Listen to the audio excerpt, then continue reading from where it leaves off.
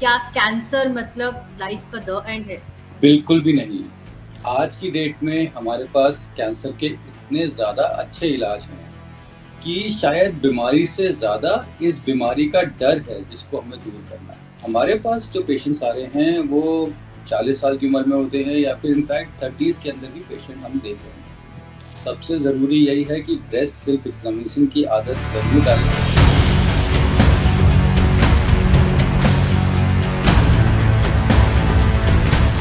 हाल ही में एक ऐसी खबर आई जिसने हम सबको झकझोर के रख दिया। टीवी की सबसे फेवरेट बहू और एक्ट्रेस हिना खान को ब्रेस्ट कैंसर है। वो ब्रेस्ट कैंसर के थर्ड स्टेज से गुजर रही है। ऐसे में फैन से लेकर सेलिब्रिटीज हर कोई शॉक्ड है और सबके जहन में एक ही सवाल है कि आखिरकार इतनी कम उम्र में ऐसा क्यों हुआ। या ब्रेस्ट कैंसर यंग लड़कियों को ज्यादा शिकार बना रहा है? क्या है इसके सिम्टम्स? आई एम श्योर आप सबके जहन में बहुत सारे सवाल होंगे। तो आपके इन्हीं सवालों के जवाब के लिए आज फिल्मी बीट पर बहुत ही खास मेहमान जुड़ रहे हैं। हमारे साथ है doctor Deepak Jha, chief oncologist Artemis hospital Gurgaon. सबसे पहले बहुत बहुत शुक्रिया सर ज्वाइन करने के लिए और बहुत बहुत धन्यवाद आपका। थैंक यू प्रतीक्षा जी। और आपका बहुत बहुत धन्यवाद इस इम्पोर्टेंट टॉपिक को उठा के, जो आज की डेट में बहुत ही ज़्यादा रिलेवेंट है हम सब के लिए। तो thank you so much. Sir पहला सवाल जो अमूमन आई एम श्योर आपसे भी सारे आपके पेशेंट्स पूछते होंगे, क्या कैंसर मतलब लाइफ का द एंड है? बिल्कुल भी नहीं। आज की डेट में हमारे पास कैंसर के इतने ज़्यादा अच्छे इलाज हैं कि शायद बीमारी से ज़्यादा इस बीमारी का डर है जिसको हमें दूर करना है। इनफैक्ट ब्रेस्ट कैंसर शायद उन गिने-चुने कैंसर्स में से है जिसमें पिछले कुछ सालों में हम अपना ट्रीटमेंट धीरे-धीरे कम कर रहे हैं। क्योंकि जो ट्रीटमेंट है वो इतना अच्छा और इतना इफ़ेक्टिव है कि अगर ट्यूमर को जल्दी और शुरुआती स्टेज में पकड़ा जाए तो बहुत अच्छे सर्वाइवल रेट्स हैं और मिनिमम डिस्कम्फर्ट के साथ हम ट्रीटमेंट ऑफ़र कर सकते हैं। सर आपने जैसे बात करा कि फर्स्ट स्टेज, तो पहला सवाल मैं आपसे इसी से पूछना चाहूंगी कि सिम्टम्स क्या है, मतलब ब्रेस्ट कैंसर के सिम्टम्स क्या रहते हैं? बहुत इम्पोर्टेंट है हमें ये जानना कि ब्रेस्ट कैंसर के लक्षण या ब्रेस्ट कैंसर के सिम्पटम्स सिर्फ और सिर्फ ब्रेस्ट कैंसर से नहीं जुड़े हुए होते। ब्रेस्ट की काफ़ी सारी तकलीफ़ें हैं जो अपने सिम्पटम्स और लक्षण ब्रेस्ट कैंसर के साथ शेयर करते हैं। तो अगर ब्रेस्ट के अंदर कोई भी नई गांठ महसूस हो, निपल से डिस्चार्ज जैसे खून का या गाढ़े हरे रंग का डिस्चार्ज हो, बगल के अंदर कोई गांठ फील होना, ब्रेस्ट के अंदर अचानक से सूजन आना या ब्रेस्ट के साइज़ में कोई फ़र्क आना, अगर ऐसा कोई भी लक्षण हो रहा है, तो आप ज़रूर अपने डॉक्टर से सलाह लें। वो डॉक्टर उन लक्षणों को आगे चेक करके ये बता सकते हैं कि क्या वो लक्षण कैंसर की वजह से है या सिंपल ब्रेस्ट की जो दूसरी दिक्कतें हैं, उनकी वजह से। सर कई बार पेशेंट्स को पता ही नहीं चलता और कैंसर जो है वो थर्ड से फोर्थ स्टेज पे आ जाता है। तो इन केसेस में क्या होता है और ऐसा क्यों होता है सर? देखिए, कैंसर की बीमारी ऐसी है कि अगर आप उसको टाइम देंगे, तो वो फैलती रहेगी, एक जगह पे रुक के नहीं बैठेगी। इसीलिए सारा ज़ोर आजकल इसी बात पे है कि हम कैंसर के लक्षणों को जल्दी पकड़ें, जल्दी स्टेज फर्स्ट, सेकंड इस तरीके की स्टेजों को उसको पकड़ें, ताकि हम अच्छे से अच्छा ट्रीटमेंट दे पाएँ और लॉन्ग टर्म सर्वाइवल और क्योर रेट्स ले सकें। स्टेज 4 वो स्टेज होता है जब बीमारी ब्रेस्ट या बगल की गाँठों से आगे निकल के शरीर के दूसरे हिस्सों जैसे ब्रेन हो गया, लंग, लिवर या हड्डियों में फैल जाती है। इस स्टेज पे हम बीमारी को जड़ से ख़त्म नहीं कर सकते हैं, तो जो हमारा ट्रीटमेंट का एम होता है, उसमें हम बीमारी को दबाने की कोशिश करते हैं और उस दवा के साथ हम जितना ज़्यादा टाइम मरीज़ को दे पाएँ, वो पॉसिबिलिटी हम कोशिश करते हैं। इसके अंदर भी इतनी अच्छी दवाइयाँ आ रही हैं कि कई बार ऐसे भी पेशेंट हैं जो स्टेज 4 में कई सालों तक बीमारी को दबाते हैं। तो ट्रीटमेंट इम्प्रूव हो रहा है, स्टेज 4 या 3 सब में हमारे पास कुछ ना कुछ ट्रीटमेंट ऑफ़र करने के लिए हैं पेशेंट्स। अब क्योंकि आप कह रहे हैं कि कुछ पेशेंट्स में सिम्टम्स नहीं होते हैं, कुछ को पता ही नहीं चलता कि उनके अंदर लंप है या फिर कैंसर के ट्यूमर है। आप एज़ अ डॉक्टर आप क्या सजेस्ट करेंगे कि महिलाओं को कौन-सी एज में अपनी स्क्रीनिंग शुरू करा देनी चाहिए, तमाम ओवेरियन कैंसर हो या ब्रेस्ट कैंसर हो, इन चीज़ों के लिए? जी, ये बहुत ही इम्पोर्टेंट टॉपिक है। अगर हम इंडिया और बाहर के देशों को कंपेयर करें, तो बाहर के देशों में ब्रेस्ट कैंसर अमूमन 50 साल, 55 साल या 60 साल की उम्र पे कॉमनली देखा जाता है। ओके, लेकिन हमारे पास जो पेशेंट्स आ रहे हैं, वो यूजुअली 40 साल की उम्र में होते हैं या फिर इनफैक्ट 30s के अंदर भी पेशेंट हम देख रहे हैं। अगर हम वेस्टर्न गाइडलाइंस पे डिपेंड करेंगे, तो वो सारी मैमोग्राफी या कुछ जो टेस्ट हम लोग डिस्क्राइब करते हैं, वो सारे 40 या 45 साल के बाद हैं। बिल्कुल। इसलिए बहुत ही ज़रूरी है कि इनफैक्ट 20s के साथ एक सिंपल चीज़ जिसको हम ब्रेस्ट सेल्फ एग्जामिनेशन कहते हैं, यानी महिलाएं अपने ब्रेस्ट का खुद चेकअप करें, वो 20s से ही अगर हम उस बात की आदत डाल लें, तो ब्रेस्ट के अंदर कोई भी नया लंप बनेगा तो वो ज़रूर उनकी अटेंशन में आ जाएगा, और अगर उसमें कैंसर हुआ तो उसका ट्रीटमेंट भी जल्दी हो जाएगा। इसलिए सेल्फ एग्जामिनेशन बहुत बहुत इम्पोर्टेंट है, स्पेशली हमारी कंट्री में जहाँ पे कैंसर की जो उम्र है वो कम है। ओके, मतलब आप कह रहे हैं कि हमें 20 से सेल्फ एग्जामिनेशन कर लेना चाहिए, बट मैमोग्राफी वगैरह सर ये सब टेस्ट कब से, मतलब लाइक 20 से शुरू कर दे, 30s की एज में आके करें? नहीं, मैमोग्राफी का जो एज है वो 40 टू 45 ईयर्स का है।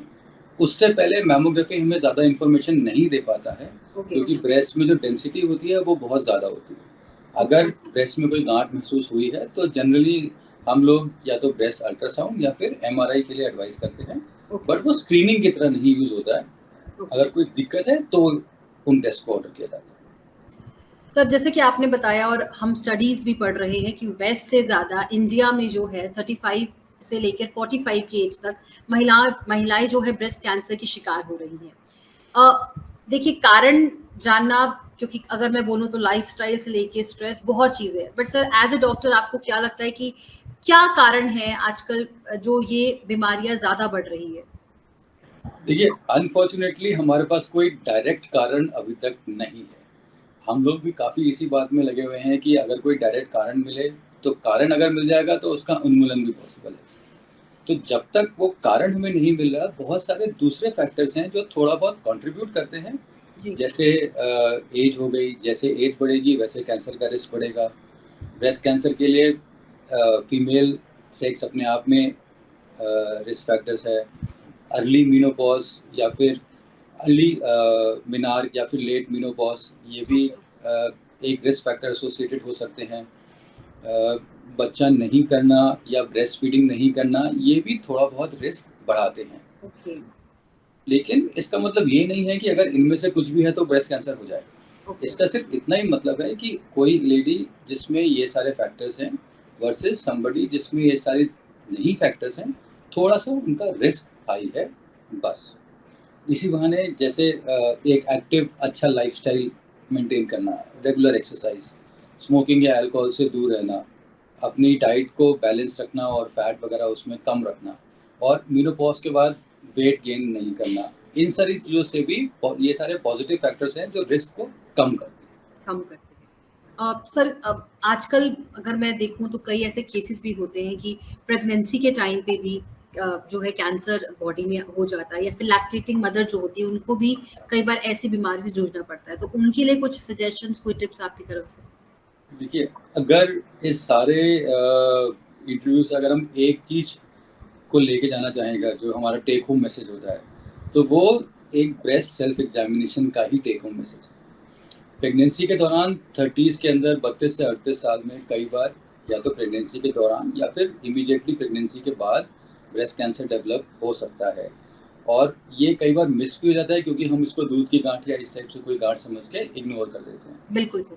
अगर हम सेल्फ अवेयर हैं, रेगुलर सेल्फ एग्जामिनेशन कर रहे हैं, तो अगर कोई भी कैंसर की गांठ बनेगी प्रेगनेंसी या लैक्टेशन के टाइम पे भी, तो भी हम उसको पकड़ सकते हैं। ब्रेस्ट कैंसर हमें बनने के बाद टाइम देता है उसको पकड़ने का, उसको ट्रीट करने का। दिक्कत तभी आती है जब महीनों-महीनों वो गांठ इग्नोर हो जाती है। तो अगर हम सेल्फ एग्जामिनेशन, सेल्फ अवेयर हैं, तो हम इन गांठों को पकड़ सकते हैं। प्रिवेंट नहीं कर सकते ब्रेस्ट कैंसर, इसलिए सारा फोकस जल्दी पकड़ने और उसके ट्रीटमेंट पे है। क्या स्ट्रेस एक कारण है सर अपनी, क्योंकि स्ट्रेस मुझे लगता है कि हर किसी को आज की लाइफ में, चाहे वो वर्किंग प्रोफेशनल हो, स्टूडेंट्स हो, बिकॉज स्ट्रेस को हम छोड़ ही नहीं पा रहे, तो क्या स्ट्रेस इफेक्ट करता है सर बॉडी को? देखिए, डेफ़िनेटली स्ट्रेस का भी कुछ ना कुछ कंट्रीब्यूशन है। सिमिलरली स्ट्रेस का डायरेक्ट कंट्रीब्यूशन के साथ-साथ इनडायरेक्ट कंट्रीब्यूशन भी है। अगर स्ट्रेस ज़्यादा है तो कई बार हम थोड़ा-सा स्मोकिंग या अल्कोहल की तरफ पुश हो जाते हैं। बिल्कुल। स्ट्रेस ज़्यादा है तो हम अपनी जो एक्टिव एक हेल्दी लाइफ़स्टाइल है या जो रेगुलर एक्सरसाइज़ है उसको हम स्किप कर सकते हैं। स्ट्रेस ज़्यादा हो तो कई बार ओवर ईटिंग और वेट गेन की समस्याएँ आ सकती हैं। तो इस तरीके से डायरेक्टली और इनडायरेक्टली डेफ़िनेटली आज की जो मॉडर्न लाइफ़स्टाइल और उसका स्ट्रेस है, उसका भी कुछ ना कुछ कंट्रीब्यूशन ज़रूर इस मामले में है। तो जैसे कि आपने बताया कि ट्रीटमेंट बहुत एडवांस हो गए हैं अब कैंसर को लेके, स्पेशली ब्रेस्ट कैंसर को लेके। सर सर्जरी तो ऑप्शन रहता ही है, रिमूवल ऑफ ब्रेस्ट चीज़ें हैं बहुत है। बट सर क्या कुछ मेडिसिन्स भी इसकी है जो एक ब्रेस्ट कैंसर सर्वाइवर को लेनी पड़ती है या लेनी चाहिए? ब्रेस्ट कैंसर का ट्रीटमेंट इतना ज़्यादा मल्टीफैसेटेड हो गया है कि बहुत सारे ऑप्शंस हैं। कुछ टैबलेट्स होती हैं जिनको हम हार्मोन थेरेपी टैबलेट्स कहते हैं। तो ओके। इनिशियल इंटेंसिव ट्रीटमेंट के बाद जिन पेशेंट्स के अंदर उनकी एप्लीकेबिलिटी या हार्मोन रिसेप्टर पॉजिटिव होते हैं, तो 7 से 10 साल तक वो हार्मोन टैबलेट्स चलती रहती हैं। उससे बीमारी के वापस आने के चांस कम हो जाते हैं। कुछ साल पहले एक स्पेशल थेरेपी जिसको हम टारगेट थेरेपी कहते हैं, बिल्कुल वो भी ब्रेस्ट कैंसर के लिए आई है। पिछले कुछ सालों में पहले हम 1 दवाई देते थे, अब हम टारगेट थेरेपी की 2 दवाइयाँ देते हैं। हो सकता है शायद कुछ सालों में हम कीमोथेरेपी बंद करके सिर्फ टारगेट थेरेपी देना शुरू कर दें। ओके।